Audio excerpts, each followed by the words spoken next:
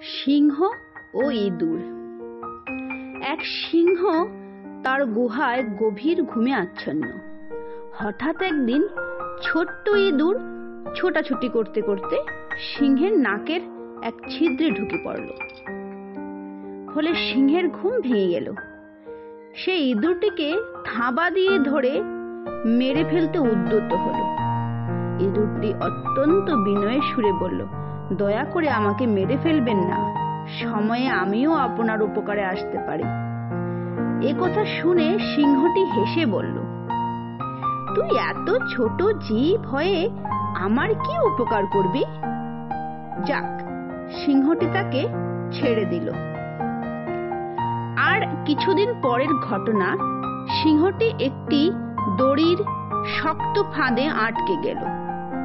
ফাঁদে পড়ে সিংহটি ভীষণ গর্জন করতে লাগলো। গর্জন শুনে ইঁদুরটি দৌড়ে সেখানে গেল। সিংহের বিপদ দেখে সে তার কানের কাছে গিয়ে তাকে গর্জন করতে নিষেধ করলো, কারণ যারা ফাঁদ পেতে রেখেছে তারা গর্জন শুনে ছুটে আসতে পারে। ইঁদুরটি এবার তার কাজ শুরু করলো। সে তার দাঁত দিয়ে ফাঁদের দড়ি কাটতে শুরু করলো। অবশেষে সে সিংহকে ফাঁদ থেকে মুক্ত করলো। মুক্তি পেয়ে সিংহটি ইঁদুরকে ধন্যবাদ দিল এবং সে সিংহের সঙ্গে বলল, তোকে আমি অবজ্ঞা করেছিলাম, কিন্তু বুঝলাম কাউকে অবজ্ঞা করতে নেই। শিক্ষা: ছোট বলে কাউকে অবজ্ঞা করতে নেই, বিপদে যে কেউ উপকারে আসতে পারে। নমস্কার।